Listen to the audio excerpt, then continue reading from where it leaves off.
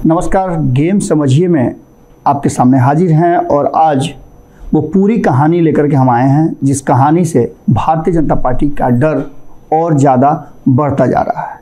ये डर है नीतीश कुमार, और नीतीश कुमार जब ठान लेते हैं तो वो काम करते हैं। आपको पता है पिछले कई वर्षों से, लगभग 3 दशक से भारतीय जनता पार्टी और नीतीश कुमार कभी एनडीए का हिस्सा रहे हैं, तो कभी महागठबंधन का हिस्सा रहे हैं, तो कभी जनता दल का हिस्सा रहे हैं। और इन सारी जगहों पे नीतीश कुमार ने अपने हिसाब से जो राजनीतिक माहौल बनाया है या रास्ता अख्तियार किया है उस पर चले भी हैं और सफल भी हुए हैं।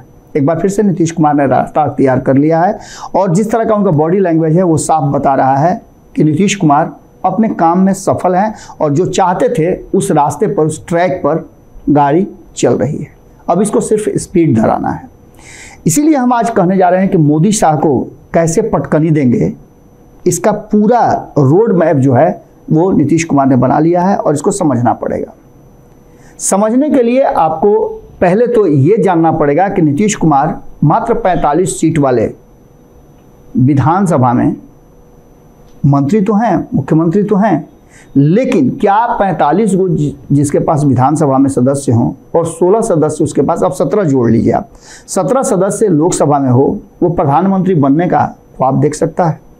अगर बहुत ज़्यादा कुछ करेंगे तो बिहार के 40 सीटों पे अगर चुनाव लड़ते हैं, जो कि संभव नहीं है, तब भी वो प्रधानमंत्री बनने की अर्हता को पूरा नहीं करते हैं। तो क्या नीतीश कुमार किसी और को प्रधानमंत्री बनाने के लिए इतना मेहनत करेंगे? ये भी संभव नहीं लगता है। अब इन सारी बातों को लेकर के जब नारा लगता है, नीतीश कुमार अपने कार्यालय पहुंचते हैं तो नारा लगता है कि देश का पीएम कैसा हो, नीतीश कुमार जैसा हो। इसके बाद खुश तो जरूर होते हैं, लेकिन भाषण के अंत में ये बात कहते हैं कि इस तरह की बातें मत कहिएगा, इस तरह के नारे मत लगाइए, नहीं तो जानते हैं गलत तरह का बात चला जाएगा और इस पर चर्चा होने लगेगी। यानी कि जो मामला और जो रास्ता उन्होंने अख्तियार किया है उस पर विरोधियों को मौका मिल जाएगा और हो सकता है कि साथी दल को भी लगे कि नीतीश कुमार जब समय के हिसाब से अपने आप दबाव बना करके मुख्यमंत्री से प्रधानमंत्री बनने का रास्ता अख्तियार कर रहे हैं।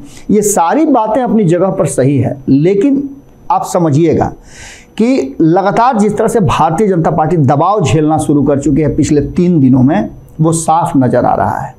भारतीय जनता पार्टी संविधान से लेकर के बाकी सारी बातें कर रही है और नीतीश कुमार के इस प्रयास को भानुमति का कुर्बा बता रही है। इतना ही नहीं, यहां तक कहना शुरू कर दिया है कि कितने प्रधानमंत्री के उम्मीदवार हैं पहले ये तो तय कर लीजिए, पहले आपस में तय कर लीजिए। यानी कि कहीं ना कहीं इसके बीच आपने देखा होगा कि चिराग पासवान से खुद मिलने पहुंच जाते हैं जो अमित शाह के दूत हैं। अमित शाह और नरेंद्र मोदी की जो जोड़ी है उसको लेकर के नीतीश कुमार ने यह भी बात कही थी कि भाजपा में आप बताइए ना, कहते हैं कि लोकतंत्र है, गरीब की पार्टी है, किसी को भी प्रधानमंत्री मुख्यमंत्री बनाया जा सकता है, लेकिन 2 के सिवाय तीसरे का नाम कोई जानता है क्या? सिर्फ मोदी और शाह, इन्हीं दोनों की चर्चा होती है और इन्हीं की चलती भी है। ये जिसको कह देंगे उठो तो उठेगा, बैठो तो बैठेगा। यानी कि नीतीश कुमार ने पूरी तरह से वो सारा जो लूज नट बोल्ट था उसको टाइट करने का प्रयास शुरू कर दिया है।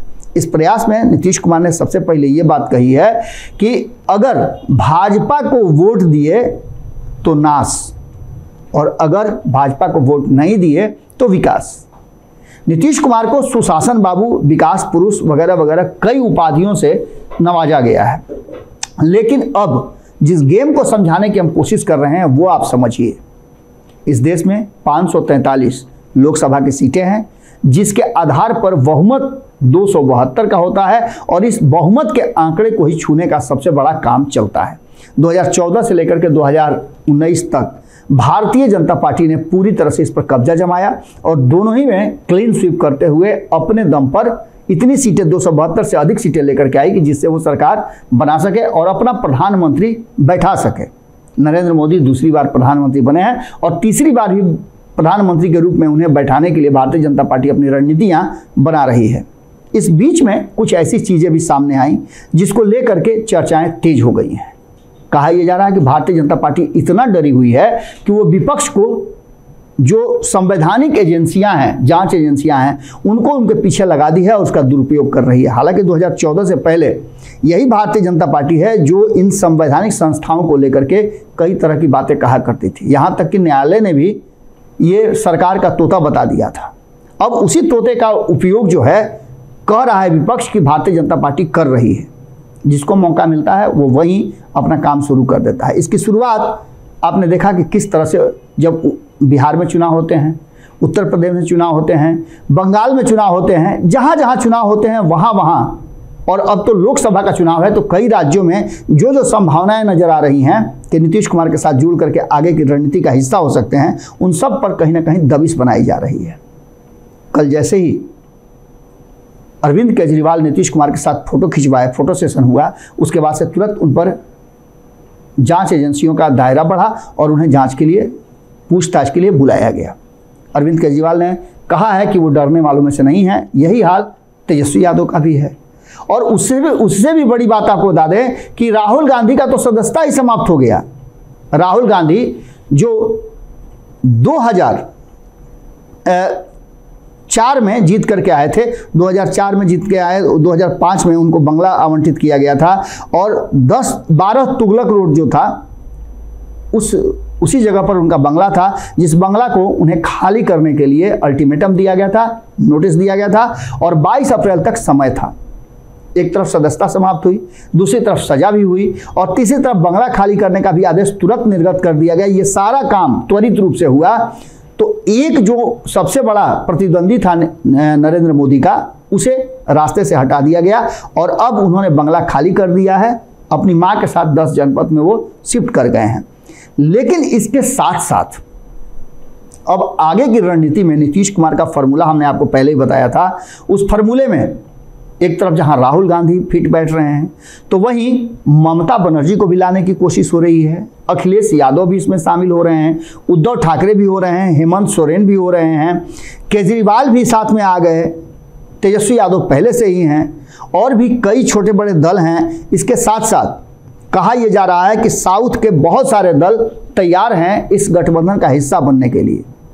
तो ऐसी स्थिति में नीतीश कुमार ने जो फार्मूला बनाया है, उस फार्मूले को एक बार फिर से आपको बता दें कि नीतीश कुमार का फार्मूला यह है कि सभी एक ही सिंबल पर चुनाव लड़ेंगे जो मोदी विरोधी गठबंधन बनेगा।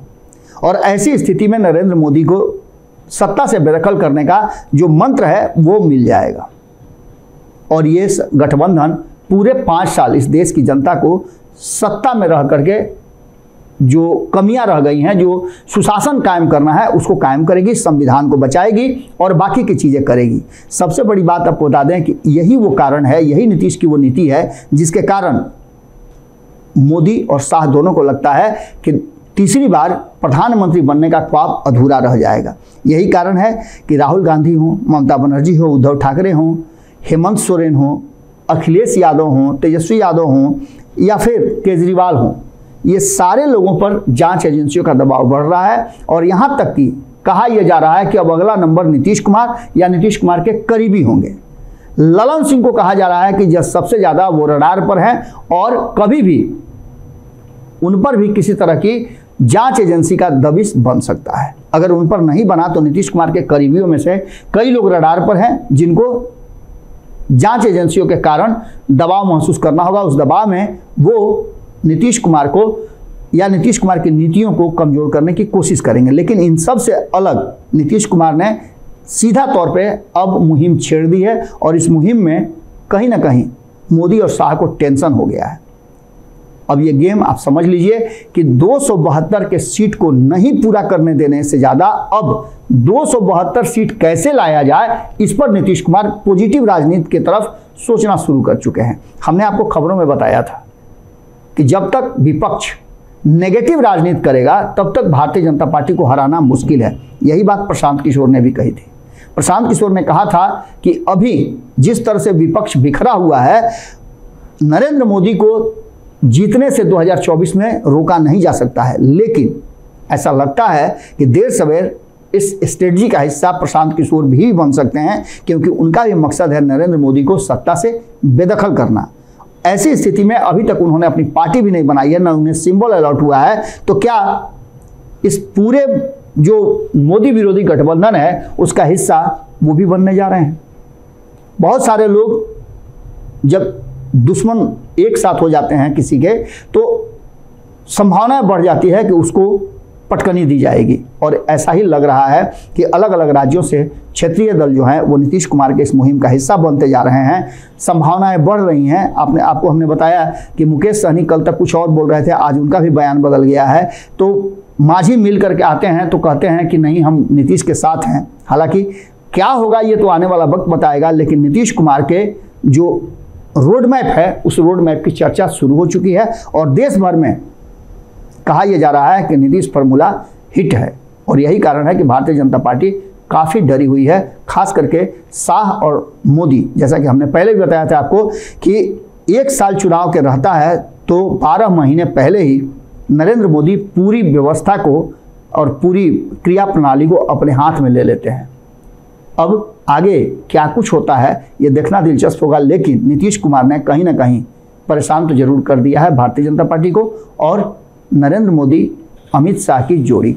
अगर ये वीडियो पसंद आई और वह बिहार के राजनीति और बिहारियत से सरोकार रखेनी तो सब्सक्राइब बटन दबा के चैनल के सब्सक्राइब कर ली। ओजे एगो घंटी बा, ओकरा बटन दबा देला से कुल सटीक और मारक खबर रुआ मुफ्त में मिल जाई। अगर रुआ पत्रकारिता के हमनी के नया प्रयोग में सहयोग कर चाहतानी तो ज्वाइन बटन दबा दी। पेटीएम नंबर नोट कर ली 9386816700। धन्यवाद।